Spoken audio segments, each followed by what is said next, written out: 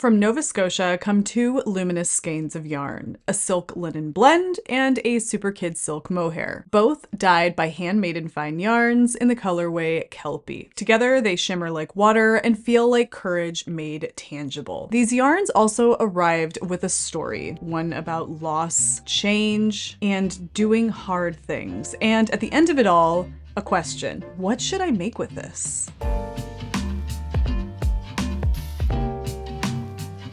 Hello, and welcome to the Wool Needles Hands Midweek Ramble. My name is Taylor, and I will be your host. In today's episode, we're doing another installment in the series, What Should I Make With This? And this is where I take submissions from folks just like you who send me photos of yarn that they have in their stash, along with lots of detailed information, sometimes a story that goes along with that yarn, and then they ask me, what should I make with this? In this episode, we are sharing a story of quiet resilience and yarn that captures it perfectly. Spencer from Nova Scotia sent me an image of these two skeins along with an email that absolutely stopped me. Not just because of the beautiful yarn, but everything that this yarn represents to Spencer. The courage to create something meaningful when life seems uncertain. So before we even dive into the patterns, I want you to hear from Spencer himself. And I also want to just stop in here for a moment to tell you that we are going to be going in and out of mixed lighting. We're having one of those days where we have sudden thunderstorms and then things start to clear up, but the clouds move quickly, though the sun shines brightly here in the high desert. And so the sun will peek through and then the clouds will cover it up. So we're going to have a lot of dips in brightness, but we're all just going to go with it because really, overall, it's quite cozy. Okay, here's the email from Spencer. Hey there, Taylor. First, I want to say thank you so much. Your podcast has been a safe and warm space over the past few challenging months. Oftentimes, it is the time I carve out for myself to sit and tune out the world, to sit and knit with a friend. 2025 has been an interesting year for sure. Having moved away from a large support network for a job, my partner and I realized that while we loved each other, it just wasn't working, and the death of a beloved pet, all while trying to finish a master's at a very, very unsupportive university, has made it so I have struggled to find the moments of joy in my days and weeks. Thank you for being a space full of light and positivity for people. A few weeks ago, I drove to the big city, our provincial capital, Halifax, Nova Scotia, and did something very brave that I'm proud of. As a reward, I went to a local yarn shop and told myself, only look, you have stuff in the stash you don't need anymore. Does that ever really work though? Anyway, while I was there, a skein bundle caught my eye. Even though money isn't flush these days, I splurged as a reward to myself, and I was supporting a local dyer. Please see the attached pictures. The dyer is called Handmaiden Fine Yarns, and they're based here in Nova Scotia. Their yarn is beautiful, and I'm a big fan of their sister company, Flyss artist, particularly their cottage sock line, often named after a provincial and national parks across Canada. The colorway is called Kelpie. There's a 50-gram Superkid silk skein and a 100-gram silk linen blend called Flyss. This would be my first time knitting with Superkid, and I would like to knit something special with it, as a reminder to myself that I can do hard things. I would love yours and the community's help on this one. Thank you again for all that you do and for the community you've helped create. Looking forward to seeing the next video. I'm really loving the stitch, sit, breathe videos. They're really great to put on in the mornings while I sit, knit, and watch the sun come up.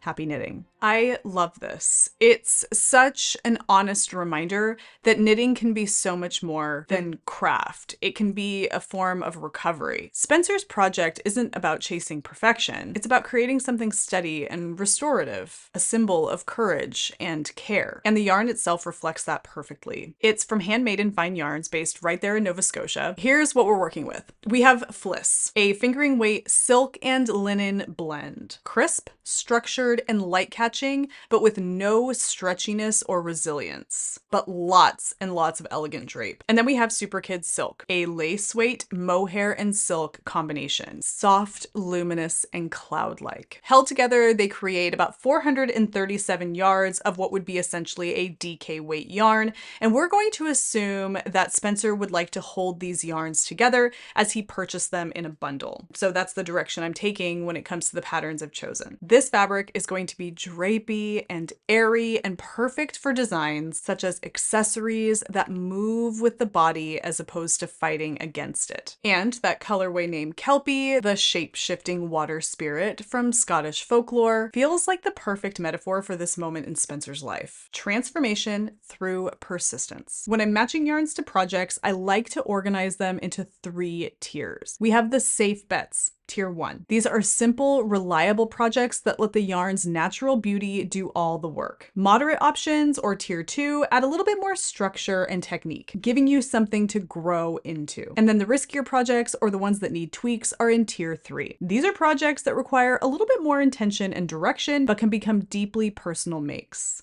that mean a lot to you in the long run. And for Spencer's Kelpie yarn, I've found 6 patterns that fit not just the fiber, but the spirit of the story as well. Let's begin with Tier 1, the safe bets. The first one I have here is the Beach Day shawl by Sari Nordland. This is a small triangular shawl with an easy lace motif that mimics waves and seashells. It's designed for fingering yarn held with mohair, which is exactly Spencer's pairing. It creates a soft, meditative drape. The wave motif here feels almost autobiographical. Calm, motion, and then calm again. It reflects resilience in its gentlest form, like the tides that shape the Nova Scotian coast. And let me just insert here that Nova Scotia is someplace that I have desperately wanted to visit, and I feel like doing the research for this video and diving into a little bit of Nova Scotia and the Handmaiden fibers and just Spencer's story makes that so much more immediate in my mind. And I don't know, I think something for me personally in terms of my desire to visit Nova Scotia may come of this. So Spencer, if you're watching, thank you. Now, I put this in the safe bets tier because it's intuitive, it's charted, and it's forgiving. Spencer's yardage more than covers this. This is the definition of a safe and mindful make. The next one is also by Sari Nordland, and this is the Karina shawl. This is a small kerchief worked tip to tip in arched laced motif. Named after the designer's grandmother, Karina can mean in arches, a design about continuity and passage. The arches echo thresholds, moving through one stage of life into another. Knitting them in Kelpie becomes an act of marking those transitions, one repeat at a time. It's rhythmic, easy to resize, and ideal for silk and mohair's flowy character. A project made for reflections, evenings, and recovery. This next tier, Tier 2, these are the moderate options. Projects that channel courage into craft. Structured, practical, and intentional. This next one is a lot of fun. I love that it's useful and practical, and it can hold really lovely things. But it itself can also be really lovely because of the yarn and the story behind the yarn. This is the Châtaigne clutch by Loli Lefay. This is a minimalist clutch worked in stockinette and risotto stitch. It's finished with a zipper and lining. It's designed for fingering yarn held with mohair. It's structured but calm. A clutch is an object of containment. It holds what you need and nothing more. For someone rebuilding calm and structure back into their lives like Spencer is, this design becomes a small act of control, of bringing order to the day and to the moment. Now, it's in this tier because it is practical and very methodical, and it does require some finishing and sewing techniques at the end, especially the installation of a zipper. But it's all on a manageable scale. It's a beautiful focus project. The next design is called the Secret Fish Shawl by Ksenia Nadian. This is a tip-to-tip shawl where traveling stitches and cables form a subtle school of fish. Written for any gauge, it adapts perfectly to Spencer's yarn combination here that is a DK weight. The hidden fish swimming through the fabric here feels like persistence below the surface. The progress that you can't always see. It's a quiet celebration of endurance. I put this one here in this tier because it's slightly more technical. Cables, wrap stitches, nups, but it's flexible and it's forgiving in yardage. A thoughtful hands-on knit for focus and growth. Okay, now we're moving into Tier 3, which are the riskier projects, the ones that are probably going to require some tweaks on Spencer's end. This first one I absolutely love, and in fact, I believe it was last year, maybe a year and a half ago, where I really got into the idea of knitting a hood, which I did, and I love my knit hood, and I really wanted to include one here if I could. This one is called the Bonbec by Émilie Louis of Atelier Émilie. It's a seamless hood worked bottom up. It's finished with an I-cord drawstring. It's sculptural, timeless, and comforting. It's like pulling calm over your head. You can totally snuggle up in this one. I feel like a hood in general, but Bonbeck in particular, is the embodiment of self-protection. Soft armor for the days that still feel sharp. It's about wrapping yourself in gentleness when the world feels harsh around you. Now, I added this one to tier 3, or the riskier options, because it definitely requires a little extra care. Because we have non-elastic fibers here, blocking is going to require some extra attention. But if you can give it that extra finesse, it's highly rewarding. This would be the most emotional of the makes offered here. It's essentially patience turned into warmth and comfort. The next one in this tier is Secret Passages Aventail by Ravine Sakai. This one is beautiful and it has a folkloric feel, and I absolutely love it. It's a chainmail inspired cowl capelet featuring textural cables.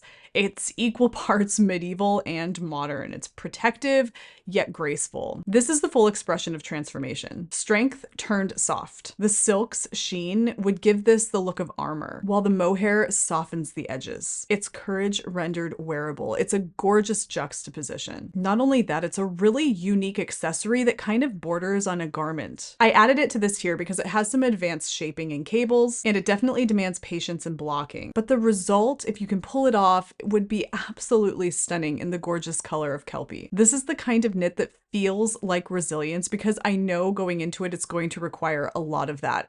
But as Spencer said in his message to me, he can do hard things, and he absolutely can. Any of us can. We all are built to do hard things. Silk, linen, and mohair come together to build something that is strong and soft, much like the season of life that this yarn represents. Each project here draws out a different note in that harmony. The Beach Day shawl provides peace and rhythm. The Karina shawl is lineage and passage. The Châtaigne clutch is grounding and purposeful. Secret Fish shawl is perseverance beneath the surface. And Bonbeck and Secret Passages Aventail is protection and resilience. So what would you make with Spencer's Kelpie yarn? And provide those options down below. Like I always say, what I offer here is only part of the offerings that we could provide to Spencer. So share your options down below so that Spencer has a really lovely collection of projects to choose from. Spencer, thank you for sharing both your yarn and your story with me. It's a really beautiful reminder that sometimes this craft we love so much can help us mark